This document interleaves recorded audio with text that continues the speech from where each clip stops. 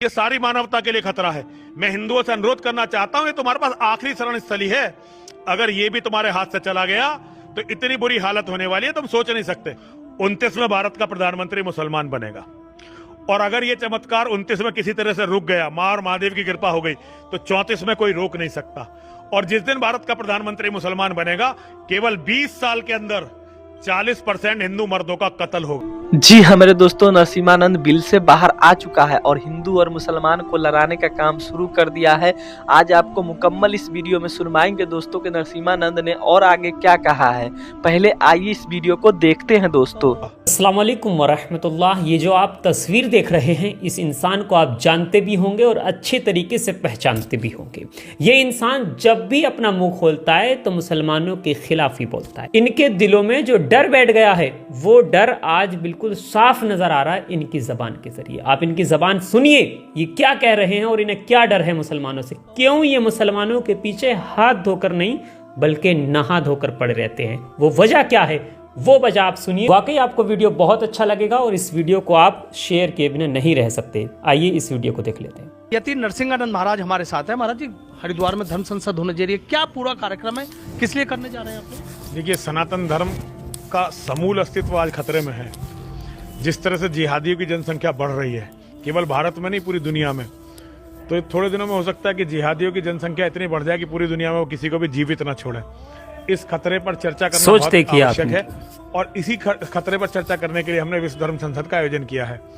19, 20 और 21 को श्री पंचदशनाम जूना अखाड़ा श्री माया देवी मंदिर में ये कार्यक्रम होना है। उसी के निमित्त हम जब सब जगह घूम रहे हैं। और दुर्भाग्य ये है कि हम ये सब कुछ देख रहे हैं, समझ रहे हैं, फिर भी भारत को इस्लामिक कंट्री बनता हुआ देख रहे हैं। यहाँ जिस तरह से एक वर्ग जिसे तथाकथित अल्पसंख्यक कहा जाता है, जो कहीं से भी अल्पसंख्यक नहीं है, मुसलमान भारत में अल्पसंख्यक नहीं है बल्कि दूसरे नंबर की मेजॉरिटी है। Second largest majority in India, वो अल्पसंख्यक नहीं है, वो दूसरे नंबर की सेकंड लार्जेस्ट मेजॉरिटी है भारत में। और जिस तरह से वो बच्चे पैदा कर रहे हैं, जिस तरह से उनके यहाँ आबादी बढ़ रही है, ये सारी मानवता के लिए खतरा है। मैं हिंदुओं से अनुरोध करना चाहता हूं, ये तुम्हारे पास आखिरी शरण स्थली है। अगर ये भी तुम्हारे हाथ से चला गया तो इतनी बुरी हालत होने वाली है, तुम सोच नहीं सकते।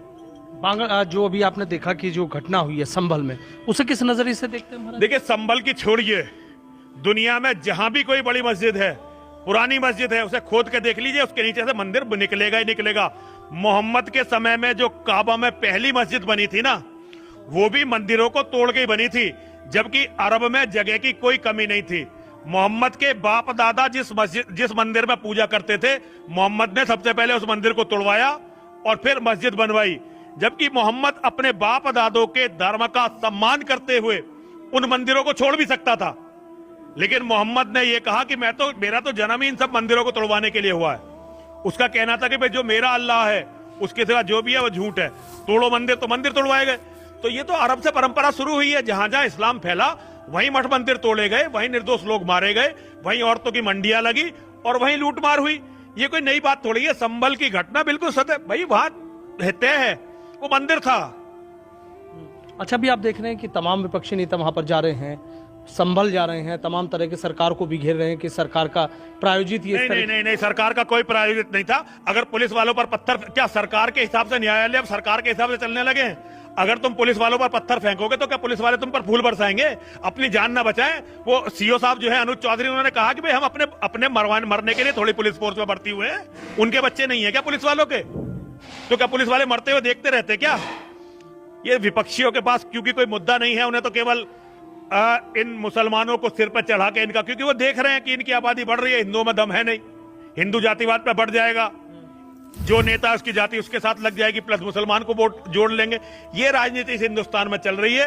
हिंदुस्तान का बेड़ा गर्क हो रहा है, हिंदू बर्बाद हो रहा है, हिंदू का विनाश आ रहा है। लेकिन जो विपक्षी नेता है उनको जाने से क्यों रोका जा रहा है संभल? कभी किसी को रोका? क्या करेंगे वहां पे जाके? क्या करेंगे वहां पे जाके?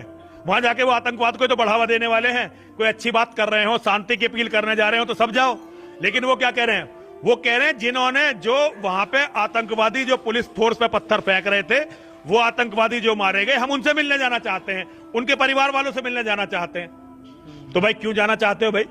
तुम वहां शांति की अपील करने जाओ ना, हिंदुओं को भी समझाने जाओ, मुसलमानों को भी समझाने जाओ, सबको समझाने जाओ, लेकिन वो इसके लिए नहीं जा रहे। ना वो कोई पूजा करने जा रहे हैं, ना कोई नमाज पढ़ने जा रहे हैं। वो तो जनता को भड़काने जा रहे हैं, और जनता में भी जो आतंकवादी जनता है उसे भड़काने जा रहे हैं। जिस तरह के दावा किया जा रहा है कि वहाँ पाकिस्तानी निर्मित जो कारतूस थे वो भी मिले हमारे। मेरठ में ढूंढ लो, इसे तुम्हें संभल क्यों जाना है? मेरठ में ढूंढ लो, मैं बता दूं आपको, हमारे डासने में आ जाओ। पाकिस्तान का असला, रूस का असला, अफगानिस्तान का असला, अमेरिका का असला, मस्जिदों में जितना चाहो उतना असला ढूंढ लो। इसके लिए संभल जाने की क्या जरूरत है? लगवाओ यहाँ पे रेड आप।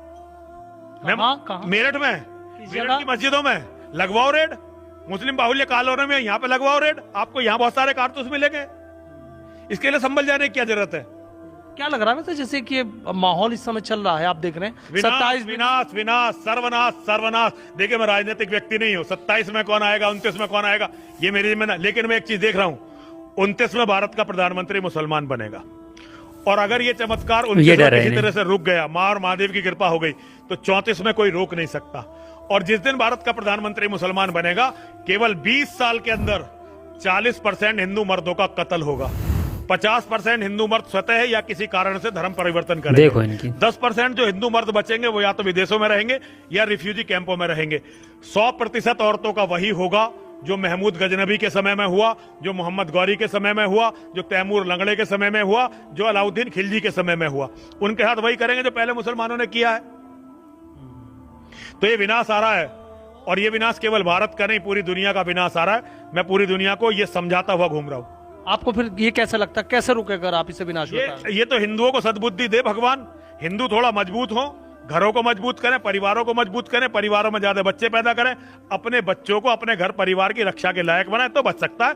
वरना कोई अब सरकारों के भरोसे मत रहो। फौज, कश्मीर में ये फौज भी थी, कश्मीर में ये संविधान भी था, कश्मीर में ये पुलिस भी थी, कश्मीर में ये सारे नेता भी थे, और कश्मीर में सरकार भी उस समय उनकी थी जिनकी सरकार आज केंद्र में है। वीपी सिंह की सरकार थी भारतीय जनता पार्टी के समर्थन से। वो एक लड़की है ना, वो हमारी बेटी इल्तिजा मुफ्ती कह रही थी ना कि हिंदुत्व जो है भगवान राम को शर्म आनी चाहिए। उसने कभी ये नहीं कहा 2 जाटों में तो भगवान राम को शर्म आ जानी चाहिए।